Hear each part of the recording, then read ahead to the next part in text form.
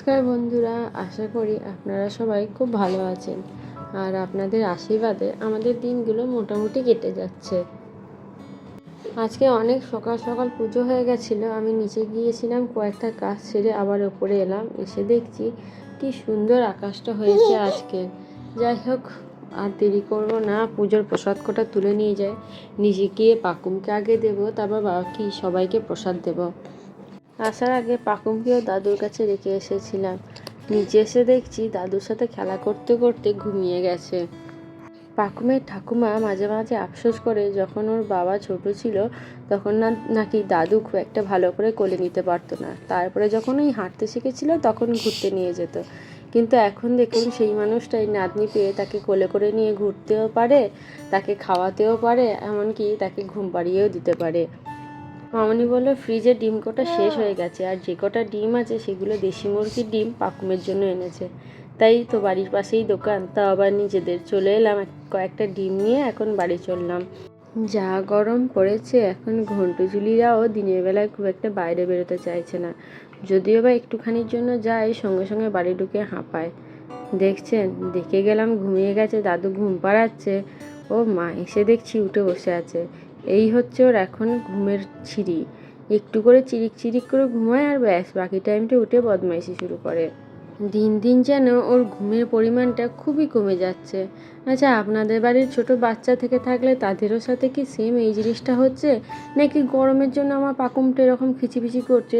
সেটা একটু জানাবেন, তাহলে না বুঝতে পারবো, খুব ভালো হয় আমাদের। এই দেখুন, আজকের জলখাবারে চাউমিন বানাচ্ছে। অনেক দিন চাউমিন খাওয়া হয়নি। ওই যবে থেকে মামুনি দিল্লি গেছে তারপর থেকে আর চাউমিন হয়নি। আসলে আমি যে চাউমিনটা করি সেটা না, ওই আলু দিয়ে হলুদ দিয়ে যে ভাজা চাউমিনটা হয় ওইটা। মামুনির মতো অতটা ভালো আমি চাউমিন পারি না। আর এই দেখুন, আজকে না পাকুমের জন্য দাদু জিওল মাছ এনেছে। এখন 1000 টাকা করে কেজি চলছে, ভাবুন তো কত দাম এই মাছের। আর আমাদের জন্য, মানে আমি তো খাই না, মামুনিদের জন্য এনেছে বোয়াল মাছ। আর যেহেতু আমি বোয়াল খাই না, তাই জন্য আমার জন্য এনেছে সিলভার কাপ মাছ। আজকে না আমার শরীরটা একটু খারাপ জানেন তো, যার জন্য কথা বলতে একটু কষ্ট হচ্ছে, আর কথা না কেমন জড়িয়ে জড়িয়ে যাচ্ছে। তার জন্য আগে থেকেই আপনাদের কাছে আমি ক্ষমা চেয়ে নিচ্ছি। আর নিচে এসে প্রসাদটা নামিয়ে দিয়েছিলাম। প্রসাদে যে কলাগুলো ছিল ওটাই ওর দাদু এখন খাইয়ে দিচ্ছে। আর যেই ওই যে ফোন দেখেছে, ব্যাস তখন এবার বদমাইশি শুরু করে দিয়েছে। আমি সাধারণত চাউমিনে না সস নিতে খুব একটা পছন্দ করি না, তাহলে মনে হয় যেন চাউমিনের অরিজিনাল টেস্টটা আমি যেন পাচ্ছি না। চলুন, দুপুর হয়ে গেছে, কি কি রান্না হয়েছে একটু দেখে নিই। এটা তো পাকুমের ভাত, অলরেডি ওর একবার খাওয়া হয়ে গেছে। আর এই যে আম কেটে রাখা আছে। আমার আম এত ভালো লাগে যে ভাত দিয়ে প্রথমে এসে আগে আমে দাঁত বসালাম। দাঁড়ান, এবারে দেখি মিটকেসে আজকে কি কি রান্না হয়েছে। দেখি, এই যে এটা তো বোয়াল মাছের ঝাল। আমাদেরটা কই? এটা তো হাঁড়িতে ভাত, আর এটাতে তো অনেক কিছু আছে। দাঁড়ান, মামুনিকে জিজ্ঞাসা করে আসি আমার কোনটা। এখানে আবার ছানাও আছে, মাছ ছানা কোনটা যে কি রান্না করেছে কিচ্ছু বুঝতে পারছি না খুঁজে পেতে। এখন আমাদের এই বড় হাঁড়িতেই জানেন তো দুবেলার ভাত করে নেওয়া হচ্ছে। দিনের বেলা হয়ে থাকলে রাতে আর তাড়াহুড়ো থাকে না রান্না করার। এই যে এখন বুঝতে পেরেছি আমার কোনটা। এটা হচ্ছে আমার সিলভার কাপের ঝাল। আর জেঠিমা ছানা দিয়েছিল, একটু ছানা রেখেছে, আলু সিদ্ধ করেছিল আর চিচিঙ্গা। আর এই দেখুন, আজকে না ভাতে একটু বাটার নিতে মন চাইলো, দেখি বাটার সাথে আলু সিদ্ধ দিয়ে খেতে কেমন লাগে। এই দেখুন, ভাই বোনের আদর ভালোবাসাটা দেখুন। সাধারণত কোকো খুব একটা পাকুমের কাছে আসে না, ও কোকো ভয় পায় যদি পাকুমের লেগে যায়। কোকোর না এত সেন্স, যখন আমি প্রথম জানতে পারি যে পাকুম হবে তখন থেকে না ও আমার কাছে আসতো খুব সাবধানে। আর তারপর যখন আমার বেবি বামটা অনেকটা বড় হয়ে গেছিলো, তারপর থেকে ও একদমই আমার পাশে এসে শুতে চাইতো না। ও নিজে থেকেই আমার থেকে একটু দূরত্ব রেখেই আদর করতো। যেখানে ছেলে আমার কোল ছাড়া ঘুমাতো না, সেখানে সেই ছেলে যে এত কিছু বোঝেও না, সে শুধুমাত্র বুনুর জন্য এত বড় স্যাক্রিফাইসটা করে দিয়েছে। যেটা এত দিন ধরে আটকানোর চেষ্টা করলাম, শেষ পর্যন্ত আমি আর আটকাতে পারলাম না, হয়েই ছাড়লো।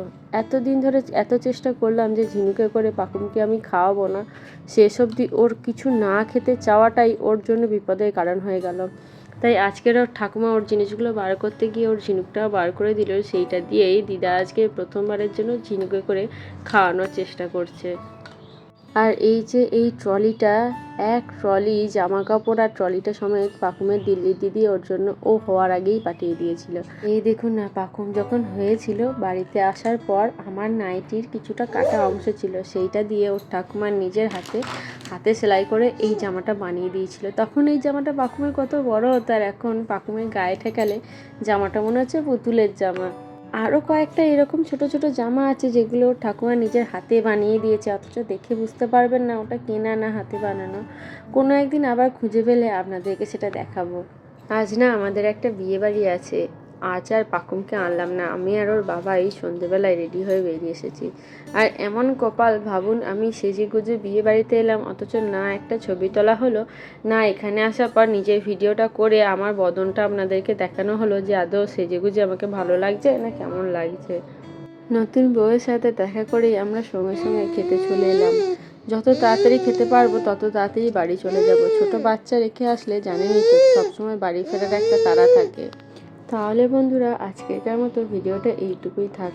যদি ভালো লেগে থাকে তাহলে একটু কিন্তু কমেন্টে জানাবেন, সাথে একটা লাইকও করে দিয়েন।